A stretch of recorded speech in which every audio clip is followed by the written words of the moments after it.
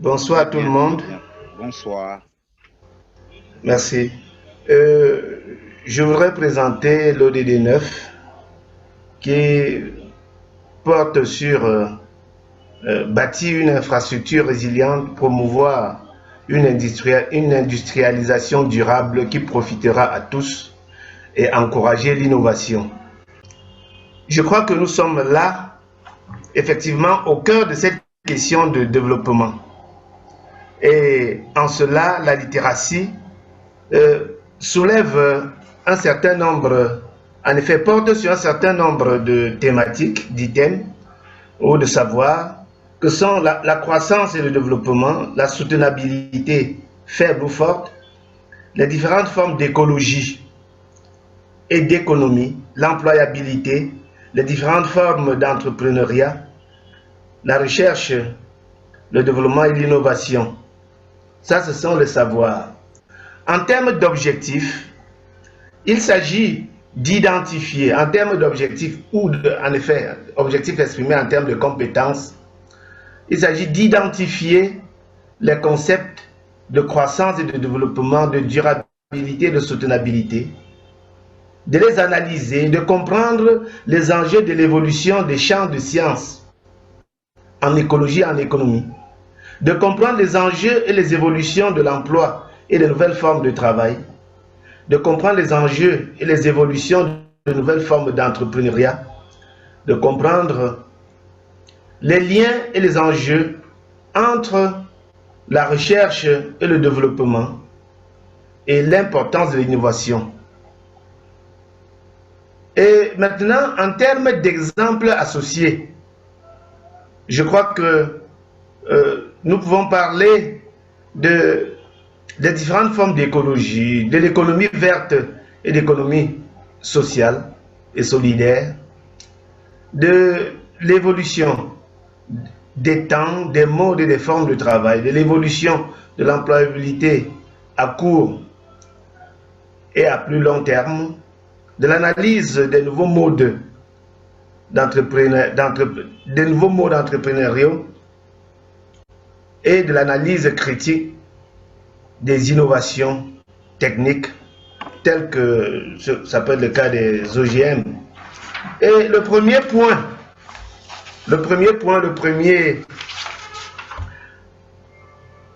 item à aborder porte sur les infrastructures de qualité fiables, durables et résilientes.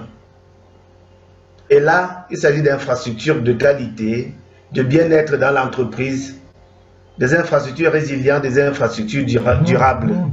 En termes de compétences, il s'agit de l'aptitude à piloter une entreprise ou le groupe dans une entreprise, une aptitude à gérer le fonctionnement du groupe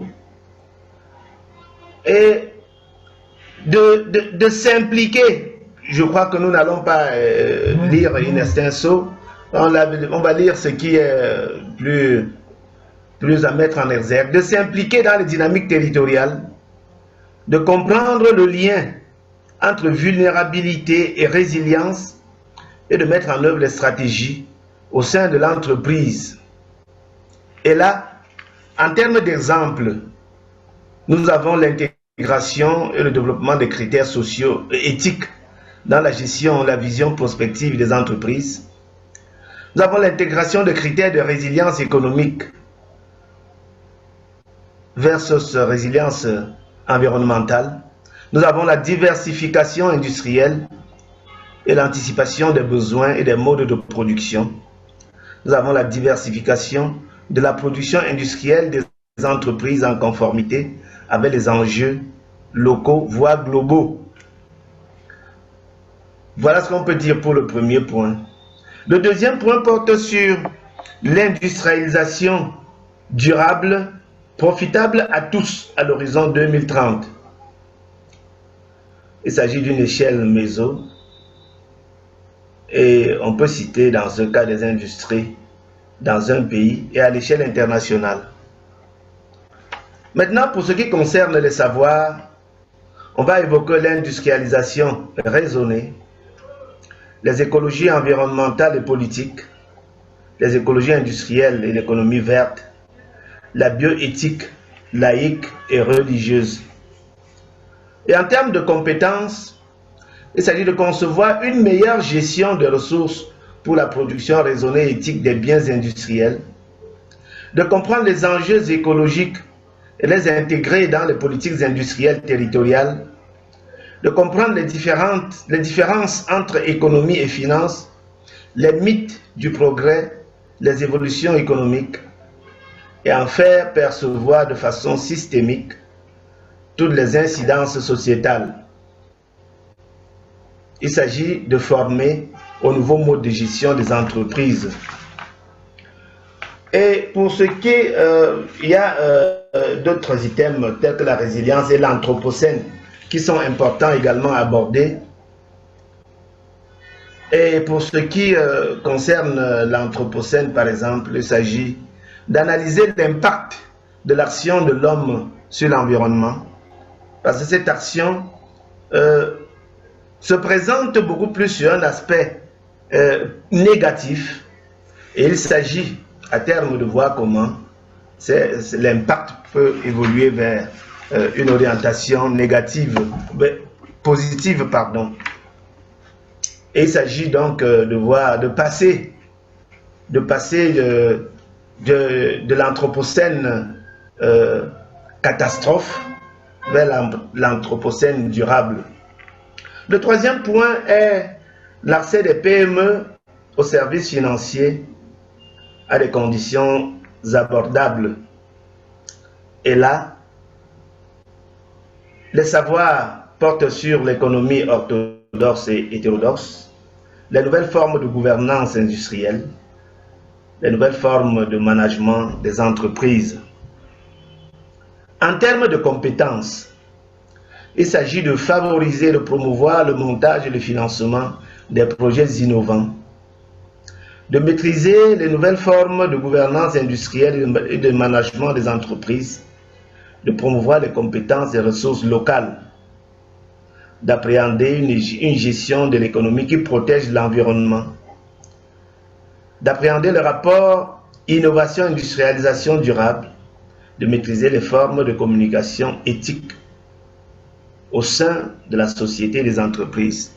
En effet, on ne peut pas parler d'éthique sans parler également de bioéthique.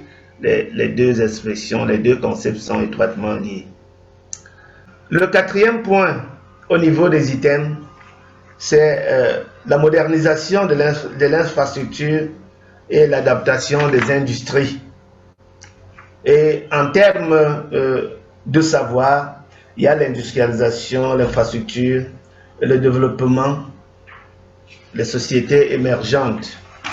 En termes de compétences, il s'agit de mettre en œuvre les normes et techniques pour l'industrialisation des pays en développement, de mettre en œuvre une éthique de l'engagement et du faire, et d'intégrer les potentialités et les limites du développement, de la chimie verte et des biotechnologies, de concilier les ambitions de développement des sociétés émergentes, la tentation de l'industrialisation à outrance, l'industrialisation sans limite éthique ou bioéthique, avec le bien-être des personnes.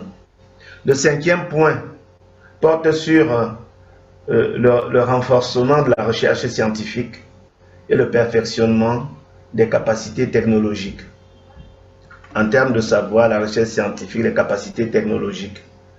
Et là, il faut favoriser les recherches fondamentales et appliquer à fort impact sociétal, à visée systémique et éthique.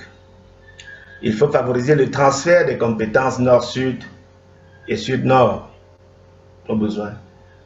Former de façon prospective à l'utilisation des techniques de communication numérique. Globalement, je crois qu'il faut concilier, arbitrer de façon pragmatique l'industrialisation, l'économie, le développement humain et la préservation de l'environnement. Soutenabilité, faible atténuation, adaptation. Le sixième point, le sixième item de cette ODD, c'est le fait d'assumer les nécessaires changements liés aux conditions de l'Anthropocène. Et là, en termes de savoir, il y a la prise en compte des ruptures scientifiques et techniques.